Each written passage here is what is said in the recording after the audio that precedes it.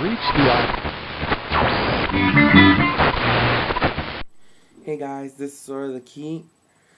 This is my second video review, and if I sound weird, it's because I am sick. Very, very sick. I've been sick for the past 5 days, and I am sick of being sick. Anyways, I am gonna review the new Avengers Annual number 3.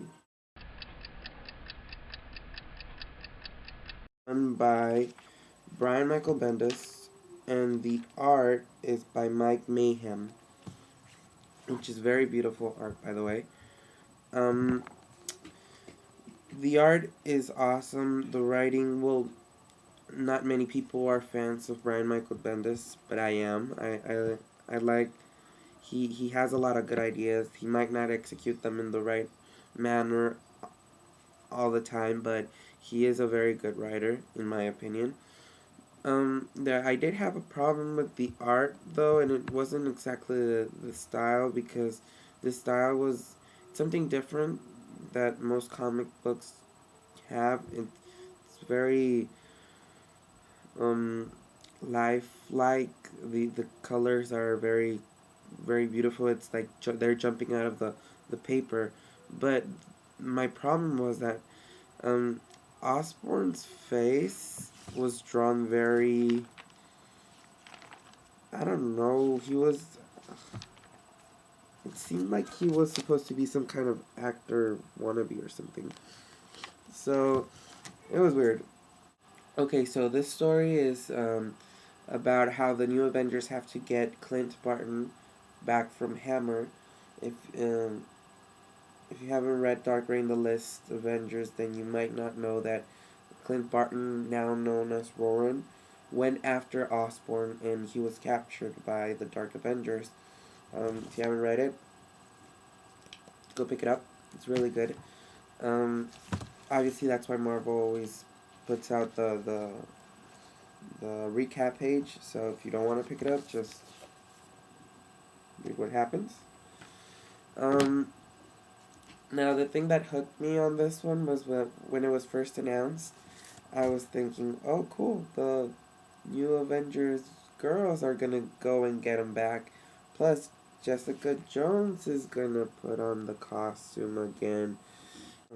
This goes back to Amazing Spider-Man 600, I think, where Jessica Jones and Spider-Man have a back-to-back talk on power, responsibility, and how she's explaining to him that she thinks that she should go back to the superhero business. So we finally see that happening, and she likes it, apparently.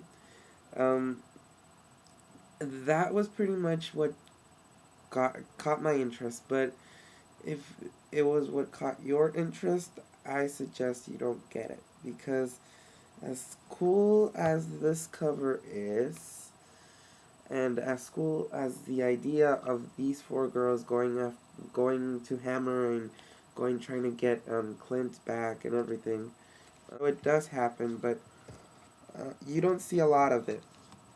Seriously, you don't see a lot of this. There's just like a 1-page thread, maybe 2, where the fighting happens.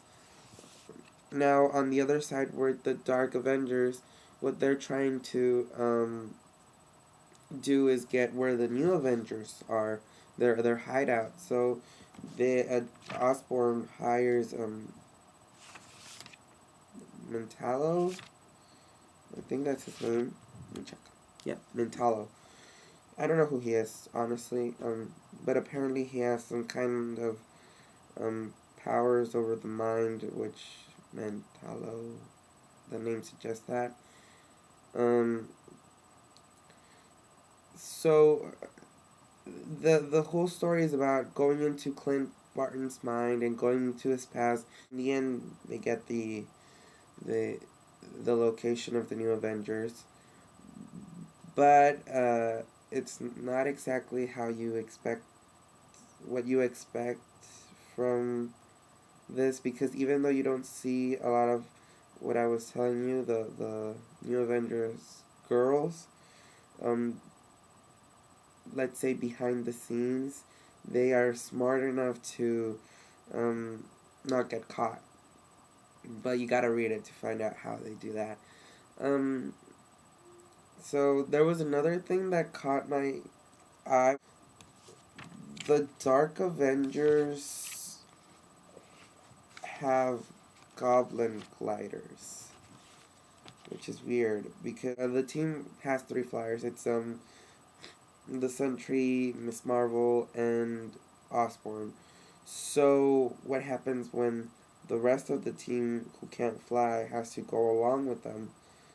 You actually see Daken and Venom and Bullseye and Eris on Goblin gliders, which, and I'm not gonna show you what it looks like because I know you are gonna wanna see it. So go buy it so you can see it. There was one more thing that actually bothered me with this. Another character appeared. Another character that isn't due until later this week. The character is actually a very known patriot. That was actually my problem. I was thinking, well, I thought, then why bring this issue 2 weeks, or was it 1 week, before the Captain America Reborn series was finished? So, I don't know, that kind of bothered me. Honestly, I can't understand why Marvel would mess up this way, because he seems to be popping up a lot on other titles when he hasn't finished popping up in his title. So that kind of spoiled it for everybody. Also, there was another spoiler. If you've been reading the new Avengers series, then you know that right now on the new Avengers current series, not the annual, Luke Cage is sick. They just announced he's about to die. He has some kind of heart stopper thing in his heart or something. He has something in his heart that he's being monitored by the Dark Avengers and Hammer and everything. So the next issue, I think it's 60, they said that on the issue summary, it said that Luke Cage might not survive. Okay, so this issue kind of tells you if he does or not before that issue comes out. Like, I'm reading Captain America Reborn, I'm reading New Avengers, and they both leave you in a cliffhanger, really good cliffhanger, but now I know what's gonna happen, so where's the fun in that? And I mean, if this issue would have come out, let's say in 2 weeks, it would have been the perfect issue. But now it's been spoiled, so yeah. I'm gonna give this a 3 out of 5. Neither bad, neither good. So it's right in the middle. So thank you guys, and like I said, pick it up. It's really good. But don't read it until after New Avengers 60 and after Captain America Reborn number 5. Okay? See ya. Reach the